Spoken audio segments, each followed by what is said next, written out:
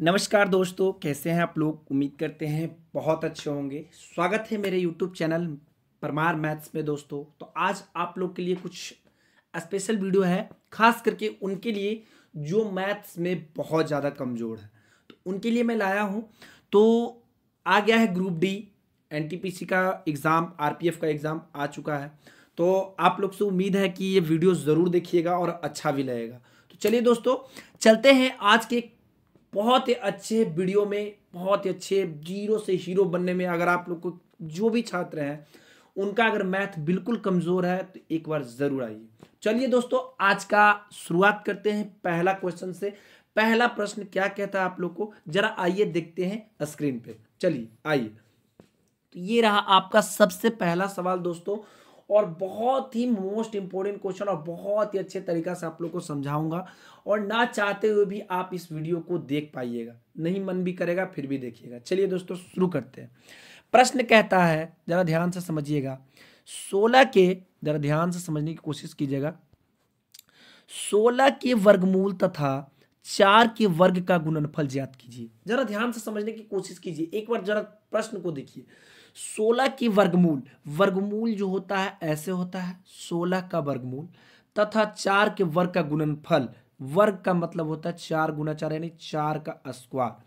तो 16 का वर्गमूल सभी लोग बच्चे बच्चे जानते हैं, छोटे बच्चे भी जानता है कि होता है 4 गुना, और 4 का स्क्वायर कितना होता है 16। अगर दोनों का गुणनफल पूछ रहा है तो दोनों का गुणनफल कितना हो जाएगा, 16 चौके 64। देखिए तो दोस्तों 64 आपका किसी ऑप्शन में है तो ये सर है ऑप्शन नंबर सी में।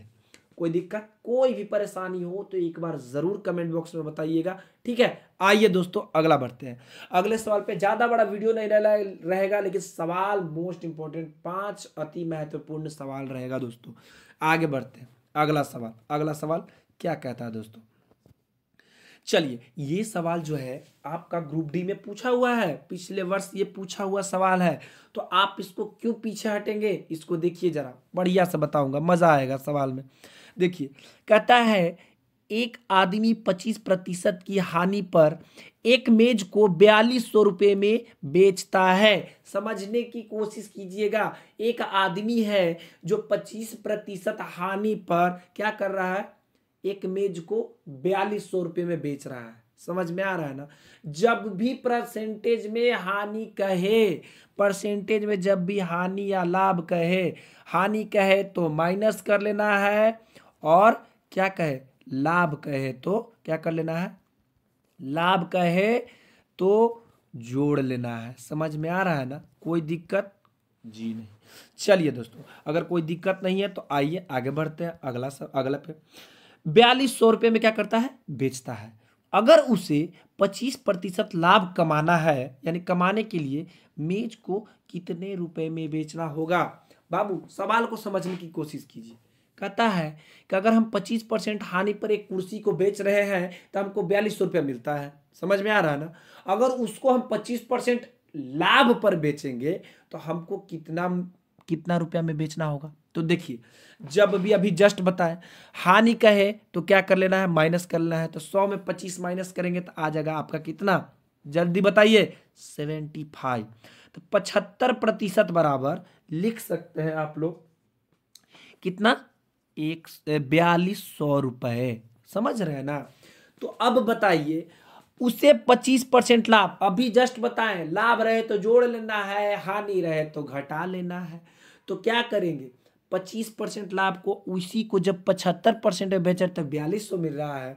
अगर उसको 125% पर बेचेंगे तो कितना होगा, 4200 तो हमारा है ये है दोस्तों। अब बट्टा 75 गुने कितना हो जाएगा, 125। बस इसी को कटा लीजिए, आपका आंसर आ गया।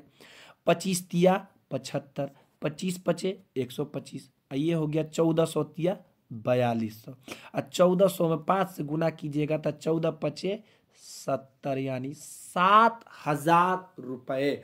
यानी कि हमको कितना में बेचना होगा, लाभ अगर 25% कमाना है तो 7000 में। 7000 किधर है, ऑप्शन नंबर सी में है। कोई दिक्कत, कोई परेशानी, किसी को परेशानी है तो बताइएगा, जल्दी से बता दीजिएगा, जो भी बच्चे हैं बता दीजिएगा, ठीक है। आइए आगे बढ़ते हैं। अगर वीडियो अच्छा लग रहा है तो प्लीज, वीडियो अच्छा लगे तब ये लाइक करना है, नहीं तो नहीं करना है, ठीक है। आइए आगे बढ़ते हैं। जो भी कमजोर छात्र हैं, जो भी बच्चे हैं, ये वीडियो अच्छा लग रहा है तो आप अपने दोस्तों को भी शेयर कीजिए और बताइए कि परमार मैथ्स आप लोग के लिए कितना अच्छे अच्छे वीडियो ला रहा है। आइए आगे बढ़ते हैं। चलिए, ये रहा आपका तीसरा नंबर का सवाल। बहुत ही मोस्ट इंपॉर्टेंट सवाल है। इस तरह का सवाल आपको दिखने में छोटा लगेगा लेकिन आपको बनने में बहुत तकलीफ देता है। तो हम आज बताते हैं, पूरी जिंदगी के लिए आप 10 सेकंड से ज्यादा नहीं लीजिएगा। ये हमारा चैलेंज है दोस्तों, ठीक है। आइए, कहता है, क्वेश्चन पढ़िएगा, सवाल पढ़िएगा। एक आदमी ने 360 रुपए में, समझने की कोशिश कीजिएगा, 144 संतरे खरीदे। कितना? 144 संतरा खरीदा। कितना में? 360 रुपया में। समझिएगा, 10% के लाभ से बेच दिए। उसको क्या किया?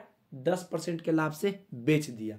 तो बताइए, उसने प्रति दर्जन, जैसे ही प्रति दर्जन बोले, जैसे ही प्रति दर्जन बोले, तो आप जो 144 जो अंक में दिया हुआ है इसको दर्जन में आप बदल लीजिए।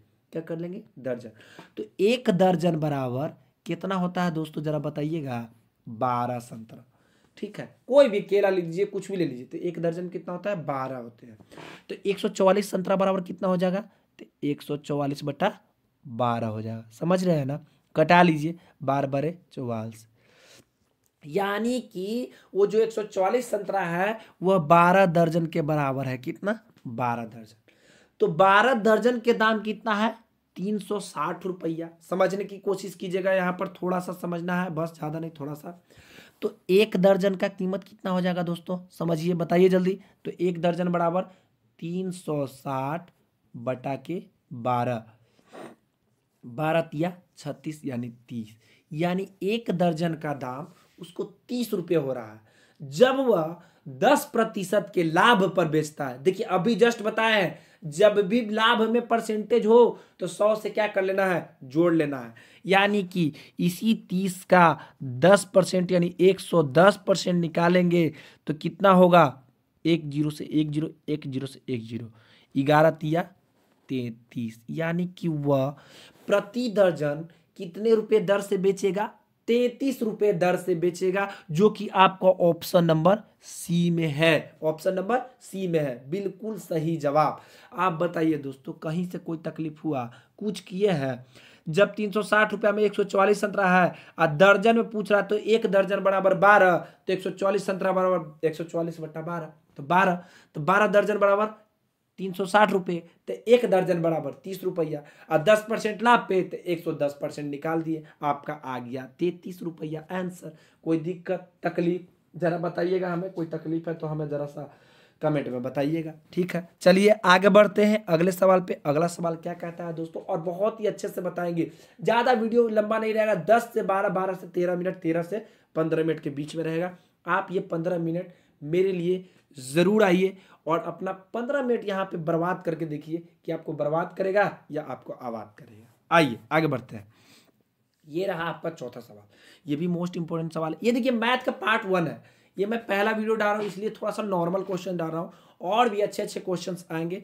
एक दिन मैथ पढ़ाऊंगा, दूसरे दिन रीजनिंग पढ़ाऊंगा, यानी कि आपका मैथ और रीजनिंग समझ लीजिए कि आपका 100 में 100 आना ही है। मतलब जितना है 100% मैं आपको दूंगा और कहीं जाने की जरूरत नहीं है। एक बार परमार मैथ ज्वाइन कीजिए, एक बार देखिए क्या होता है। चलिए सवाल को पढ़िए। नंबर 4 कहता है, ए की लंबाई बी की लंबाई का कितना है?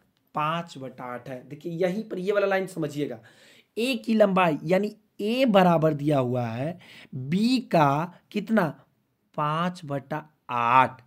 तो आगे बढ़ते हैं, तो पे चलते हैं। तो इसको इधर करो।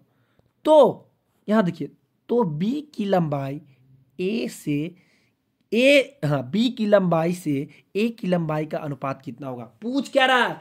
बी की लंबाई से ए की लंबाई कितना होगा? समझ, B/A पूछ रहा है। तो यहां ये देखिए, ये गुने में है, इधर जाके भागे में हो जाएगा, तो A/B हो जाएगा बराबर 5/8, यानी B हो गया 8 और A हो गया 5। पूछ क्या रहा है? बी की लंबाई ए की लंबाई का अनुपात का, बी की लंबाई से ए की लंबाई, का अनुपात पूछ रहा है, यानी बी अनुपात ए पूछ रहा है, तो बी कितना है कह दीजिएगा सर 8 है। ए कितना है, ए कहिएगा सर 5 है। यही हो गया आपका आंसर, और 8 अनुपात 5 ऑप्शन नंबर सी।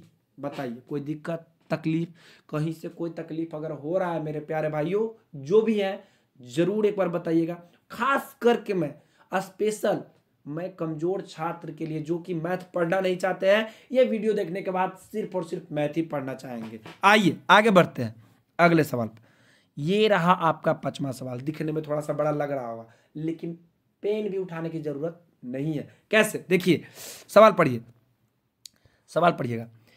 एक मिश्र धातु जर्मन सिल्वर में तांबे और जस्ते का अनुपात समझने की कोशिश कीजिएगा। तांबे और जस्ते का अनुपात कितना है, 21:16 था। क्या था, 21:16 था।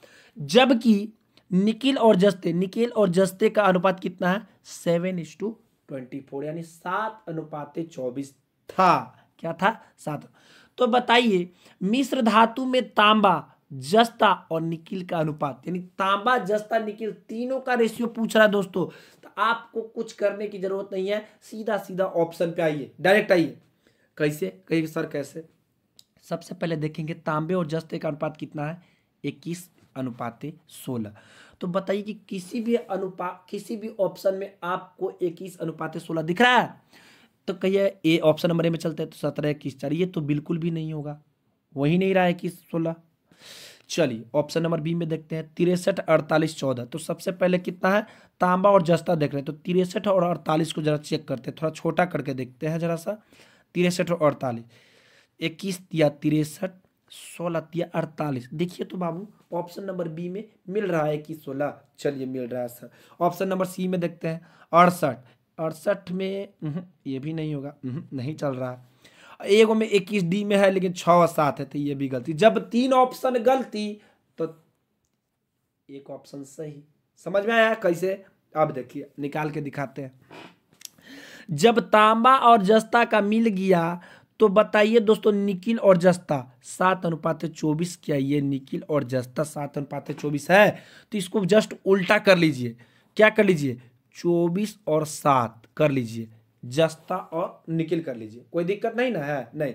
तो बताइए क्या 48 और 14, 24 और 7 है? तो कहिए यस सर, 24 दूनी 48, 7 दूना के 14, यानी कि पूरा सेटिस्फाइड हो गए हैं कि ऑप्शन नंबर जो बी है आपका बिल्कुल सही है। तो बताइए कोई दिक्कत तकलीफ बिल्कुल भी नहीं है। अगर कोई भी टॉपिक से आपको दिक्कत होता है तो आप कमेंट बॉक्स में लिख सकते हैं दोस्तों, ठीक है। तो आज की वीडियो इतना ही है, और वीडियो अच्छा लगे तो आपको जानते ही हैं सभी लोग यही बोलते हैं कि लाइक सब्सक्राइब कर दीजिएगा, और मैं भी यही कहूँगा कि दोस्तों लाइक और सब्सक्राइब ज़रूर कर दीजिएगा दोस्तों, ठीक है। अगर कोई भी टॉपिक से आपको कोई दिक्कत है तो आप ज़रूर कमेंट बॉक्स में लिखिए, हाँ सर यहाँ दिक्कत है, ठीक है, और सब्सक्राइब कर दीजिएगा। तो आज के लिए इतना ही दोस्तों, फिर मिलते हैं कल रीजनिंग वाले वीडियो में। कल भी बहुत मज़ा आने वाला है दोस्तों, ठीक है। धन्यवाद दोस्तों, जय हिंद।